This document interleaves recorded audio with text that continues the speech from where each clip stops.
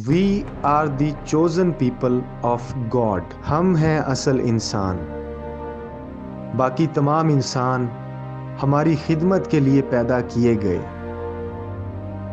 یہ ہمارے جانور ہیں تاکہ ہم ان پر سواری کر سکیں. ہاں، ہم ان کو زندہ رکھنے کے لیے تاکہ دوبارہ کام میں بھی لا سکیں چارہ ضرور دیں گے. پھر اگر یہ ہمارے نافرمان ہوں گے تو ہمیں یہ اختیار دیا گیا ہے کہ ہم ان کو سبق سکھائیں، ان پر ظلم کے پہاڑ توڑ دیں، ان کو گاجر مولی کی طرح کاٹ ڈالیں. ان کو زندہ رکھنے کا حق صرف ہمیں دیا گیا ہے، اور جب تک یہ ہمارے ماتحت رہیں گے ان کی زندگی میں برکت رہے گی، اور پھر ہم ان کی زندگی ان کی نافرمانی پر چھین لینے کا اختیار بھی رکھتے ہیں. اللہ ہم سے ان سب کی بابت کچھ نہیں پوچھے گا. ہم سے کوئی حساب کتاب نہیں لیا جائے گا، اور اگر ہم جہنم میں جائیں گے بھی تو بس تھوڑے وقت کے لیے. پھر اللہ ہمیں جہنم سے نکال کر ہمیشہ کے لیے جنت میں رکھے گا، کیونکہ we are the chosen people of God. یہ وہ سٹیٹمنٹس ہیں جو یہودی اپنے بارے میں کہتے ہیں. ان کے نزدیک باقی تمام غیر یہودی انسان دراصل انسان نما حیوان ہیں، امی ہیں، اور جس طرح حیوانوں کو ٹریٹ کیا جاتا ہے ٹھیک اسی طرح ان غیر یہودی انسانوں کو ٹریٹ کرنا جائز ہے. یہ خیالات کسی بھی باشعور انسان، خواہ وہ کسی مذہب کا ماننے والا ہو یا نہ ہو، کے لیے قابل قبول نہیں ہیں. انہی خیالات کی بنا پر اہل یہود نے باقی تمام انسانوں کو اپنے خلاف کر لیا ہے، اور پھر دنیا میں بار بار ہولوکاسٹ ہوا. اس ویڈیو میں ہم آپ کو بتائیں گے کہ ہولوکاسٹ کی اصل حقیقت کیا ہے. ہولوکاسٹ کی اصل وجہ خود یہودی ہی ہیں. ہم آپ کو یہ بھی بتائیں گے کہ کس طرح چند یہودی سازشی ذہن معصوم یہودی لوگوں کے قتل عام میں ملوث ہیں. یہودی حضرت موسیٰ علیہ السلام کی قوم ہے جن پر تورات نازل کی گئی. یہ حضرت موسیٰ علیہ السلام کا ہی دور تھا جب یہودیوں کو آسمان سے پکا پکایا کھانا نازل کیا جاتا تھا. اسی زمانے میں یہ بچھڑے کی پوجا کر کے شرک کے بھی مرتکب ہوئے، لیکن اللہ کے فضل سے ان کا یہ شرک کرنا بھی معاف کیا گیا.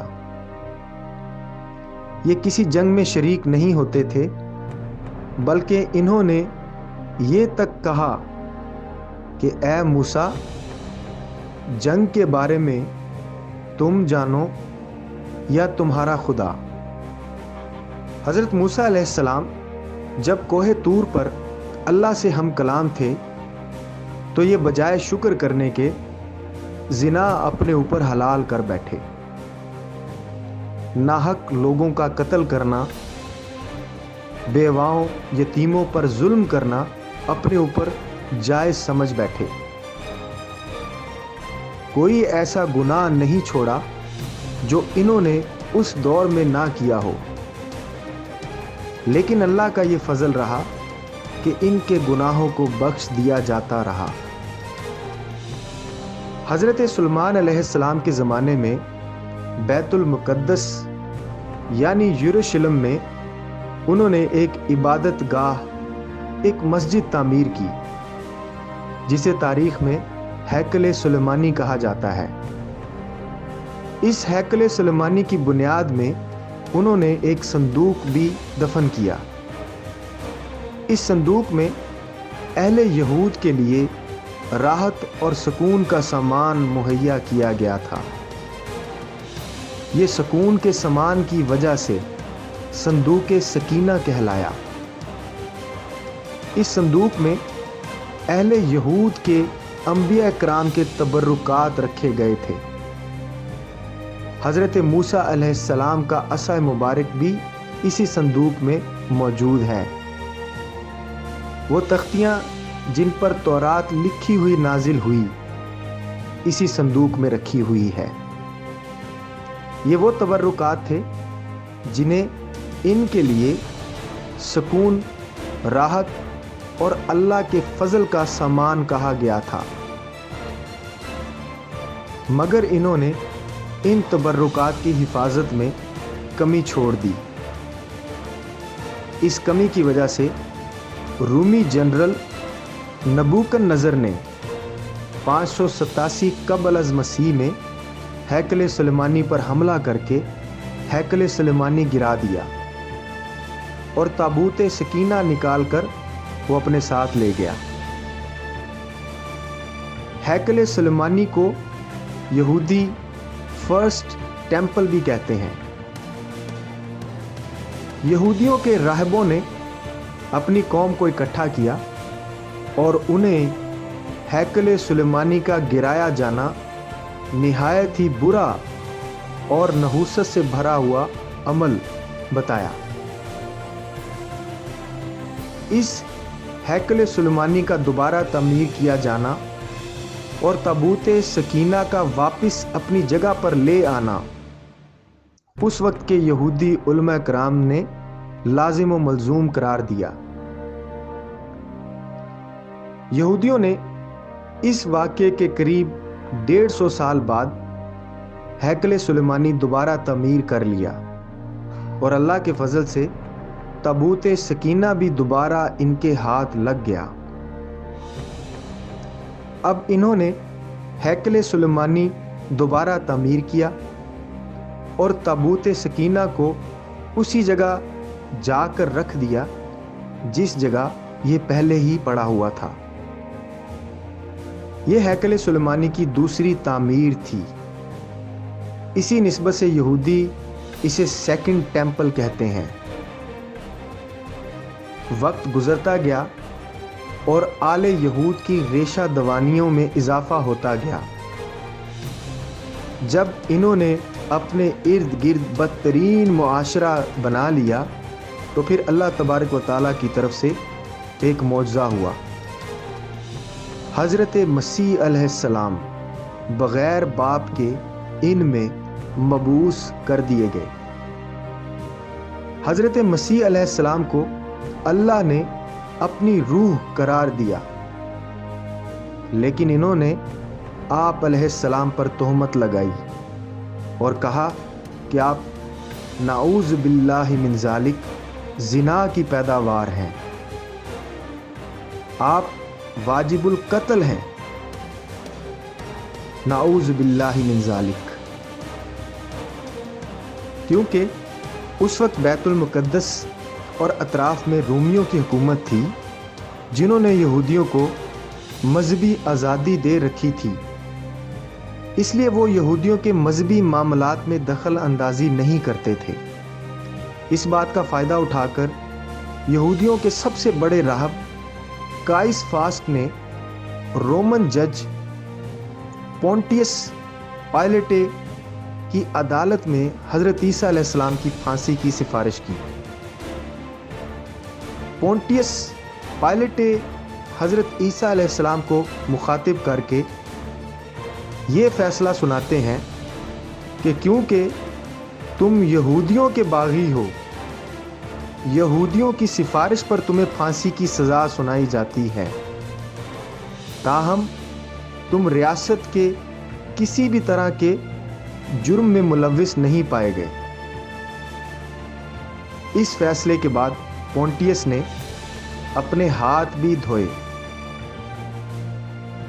پونٹیس کا یہ فیصلہ خالصتاً یہودی راہب اور اس کے حواریوں کی سفارش پر سنایا گیا تھا، کیونکہ اس وقت کی یہودی قوم کے کچھ لوگ حضرت عیسیٰ علیہ السلام پر ایمان لے آئے تھے، اس لیے انہوں نے حضرت عیسیٰ علیہ السلام کو بچانے کی کوشش کی۔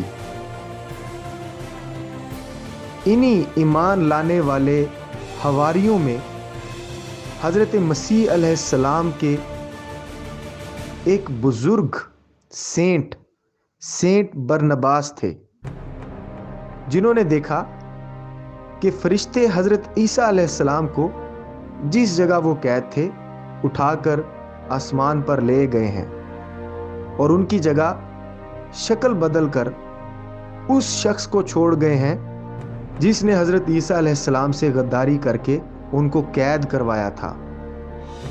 بعد میں انہی بزرگ سینٹ برنباس نے بائبل کے بکھرے ہوئے صفحات کو تلاش کر کے بائبل کا ایڈیشن بھی ترتیب دیا، جسے gospel of the Lord according to saint Barnabas کہتے ہیں۔ یہ بک انجیل کی ان 100 ایڈیشنز میں شامل نہیں کی گئی جسے عیسائی تسلیم کرتے ہیں، بلکہ یہ ان 4 ایڈیشنز میں شامل ہے جو عیسائیوں کے ہاں ریجیکٹڈ ہے۔ لیکن اس بک میں بہت ساری معلومات درست طور پر درج ہیں۔ اب کیونکہ یہ اللہ کے رسول کو قتل کرنے کی سازش کے مرتکب ہو چکے تھے اور ان کے حساب سے انہوں نے قتل کر بھی دیا تھا، تو یہ عذاب الہی کے فوری مستحق بھی ہو چکے تھے۔ اس سے پہلے اللہ کا قاعدہ یہ رہا ہے کہ جب کوئی قوم کسی رسول کے در پہ ہوئی ہے تو پھر اللہ نے اس قوم پر فوری عذاب نازل کیا ہے، مگر حضرت عیسیٰ علیہ السلام کے معاملے میں انہیں مہلت دے دی گئی اور ان پر فوری عذاب نہیں آیا۔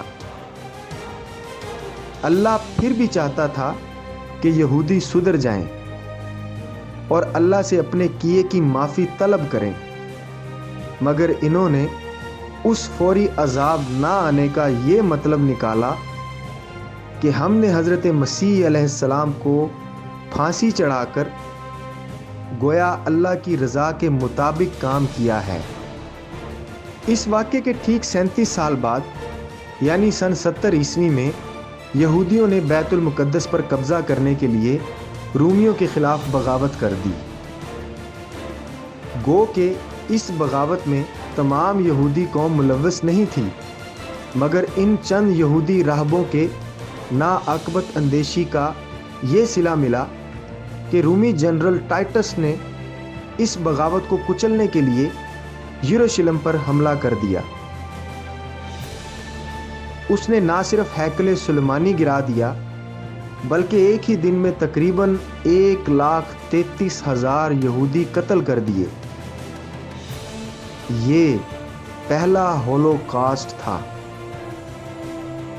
بچ جانے والے یہودی خاندانوں کو ٹائٹس نے بیت المقدس چھوڑنے کا حکم دے دیا اور یوں یہودی مختلف ملکوں کی طرف پناہ کی تلاش میں مارے مارے پھرنے لگے۔ ان کا کوئی قبیلہ یورپ، کوئی قبیلہ افریقہ میں سمایا، کوئی قبیلہ جزیرہ نما عرب میں چلا گیا، تو کوئی خانہ بدوش کی زندگی گزارنے پر اکتافا کرنے لگا۔ اب ہونا یہ چاہیے تھا کہ اتنے بڑے جانی اور مالی نقصان کے بعد یہودی سنبھل جاتے اور اپنے کیے کی تلافی کرنے کی کوشش کرتے، اپنی قوم کو یکجا کرتے، اپنے چھن جانے والے علاقے میں واپس جانے کے لیے غیر سازشی جد و جہد کرتے، مگر انہوں نے ٹھان لی تھی کہ امن کا راستہ نہیں اپنانا۔ اپنے ڈایاسپورا کے دوران ان سازشی ذہنوں نے ان حکومتوں کے خلاف بھی سازشیں شروع کر دیں جنہوں نے انہیں پناہ دی تھی۔ ان کا مقصد صرف ایک تھا کہ یورپ، افریقہ، مصر اور وہ علاقے جو بیت المقدس کے بہت قریب ہیں، وہاں کی حکومتوں کو بیت المقدس پر حملہ کرنے کے لیے اکسایا جائے۔ اس سازش میں انہوں نے عیسائیوں کو رومیوں سے حضرت عیسیٰ علیہ السلام کی پھانسی کا بدلہ لینے پر اکسایا۔ مزید یہ کہ عیسائیوں کو 3 گروہوں میں بھی تقسیم کرنے میں یہ کامیاب ہو گئے۔ ایک وہ جنہوں نے کہا کہ حضرت عیسیٰ علیہ السلام اللہ کے بیٹے ہیں، نعوذ باللہ۔ دوسرا گروہ حضرت عیسیٰ علیہ السلام کے بارے میں یہ رائے رکھنے لگا کہ وہ اللہ کے بیٹے نہیں بلکہ خود خدا ہیں، نعوذ باللہ من ذالک۔ اور تیسرا گروہ پہلے دونوں گروہ کے عقیدے کے خلاف کھڑا ہوا، جنہوں نے کہا کہ حضرت عیسیٰ علیہ السلام اللہ کے رسول ہیں اور اللہ کے بندے ہیں۔ یہی وہ تیسرا گروہ حق پر کہلایا۔ اسی گروہ میں اصحاب کہف بھی پیدا ہوئے۔ یہودیوں نے اپنا سارا زور پہلے 2 گروہوں کی ہی طرف رکھا، مگر ان کے لیے ایک انہونی ہو گئی۔ اس ویڈیو کا سیکنڈ پارٹ دیکھنے کے لیے چینل کو سبسکرائب کریں۔ ویڈیو سے ریلیٹڈ کوئی کمنٹ سیکشن میں ضرور دیں۔ بہت شکریہ۔